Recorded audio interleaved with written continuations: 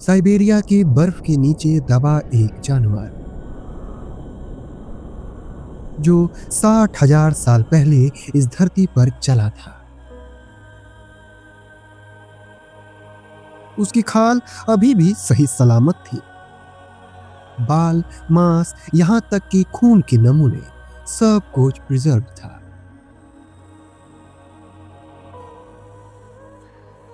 वैज्ञानिकों ने जब उसका डीएनए निकाला तो एक सवाल उठा,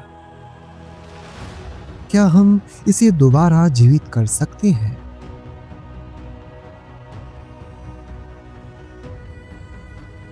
यह सवाल अब सिर्फ साइंस फिक्शन में नहीं रहा। दुनिया की कई प्रयोगशालाओं में यह काम सच में हो रहा है।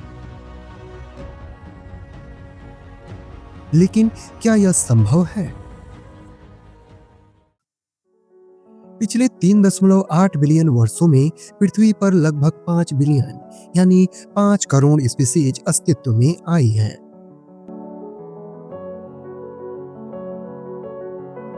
आज जो जीवित है वो सिर्फ 8 से 10 मिलियन है। जब आप इन दोनों संख्याओं को देखते हैं तो एक तथ्य सामने आता है। अब तक अस्तित्व में आई 99% से अधिक स्पीशीज विलुप्त हो चुकी हैं।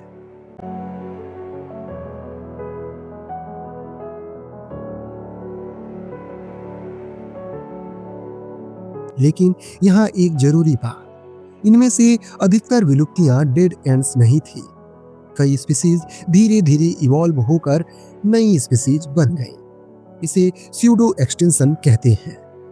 वह जेनेटिक रूट्स जीती रही, सिर्फ रूप बदल गया। असली चिंता तो वह विलुप्ति है जहां पूरी जेनेटिक रूट्स ही समाप्त हो जाती है। यह कोई अचानक हुई घटना नहीं, यह एक निरंतर प्रक्रिया है जिसे हम बैकग्राउंड एक्सटेंशन रेट कहते हैं। प्राकृतिक रूप से हर 10 लाख स्पीशीज में से 1 या 2 हर साल विलुप्त होती हैं। लेकिन आज का आंकड़ा अलग है। वैज्ञानिकों के अनुसार वर्तमान में स्पीशीज की विलुप्त होने की दर उस नेचुरल रेट से 100 से 1000 गुना अधिक है। IUCN की रेड लिस्ट के मुताबिक आज 44,000 से अधिक स्पीशीज खतरे में है। इसी संदर्भ में एक विचार उभरा, क्या उन्हें वापस लाया जा सकता है जो पहले ही जा चुके हैं?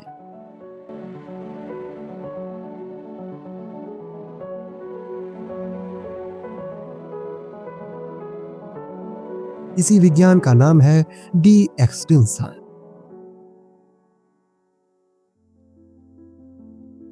डी एक्सटेंशन के लिए वैज्ञानिकों के पास मुख्यतः 3 तरीके हैं। पहला, बैक ब्रीडिंग।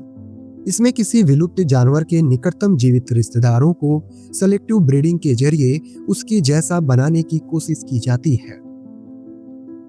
ऑरॉक्स एक विशाल जंगली बैल जो 1627 में विलुप्त हुआ, उसे वापस लाने की कोशिश इसी तरीके से यूरोप में हो रही है।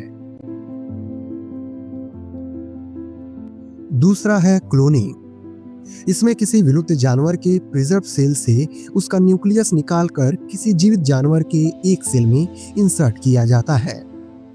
2003 में पायरेनियन आइबेक्स नाम की एक विलुप्त बकरी को इसी तरह कुछ मिनटों के लिए जीवित किया गया था। यह पहला और अब तक का एकमात्र सक्सेसफुल डी एक्सटिंक्शन अटेम्प्ट था, भले ही वो जानवर कुछ ही मिनट जिया। तीसरा, सबसे एडवांस तरीका, जीनोम एडिटिंग। क्रिस्पर नाम की एक टेक्नोलॉजी ने इस फील्ड को पूरी तरह बदल दिया है। क्रिस्पर एक मॉलिक्यूलर टूल है, एक तरह का जेनेटिक सीजर्स, जो डीएनए के किसी स्पेसिफिक हिस्से को काट सकती है, बदल सकती है या नया सीक्वेंस जोड़ सकती है। हार्वर्ड के जेनेटिसिस्ट जॉर्ज चर्च की टीम इस टेक्नोलॉजी से वूली मैमथ के जीन्स को एशियन एलिफेंट के जीनोम में इंसर्ट करने की कोशिश कर रही है। 2023 तक उनकी टीम ने 60 से अधिक मैमथ स्पेसिफिक जेनेटिक एडिट्स सफलतापूर्वक एलिफेंट सेल्स में की है। उनका लक्ष्य एक ऐसा एनिमल तैयार करना है जो मैमथ जैसी ठंड सहन कर सके, उसी तरह की खाल और फैट लेयर रखे। वे इसे मैमोफेंट कहते हैं।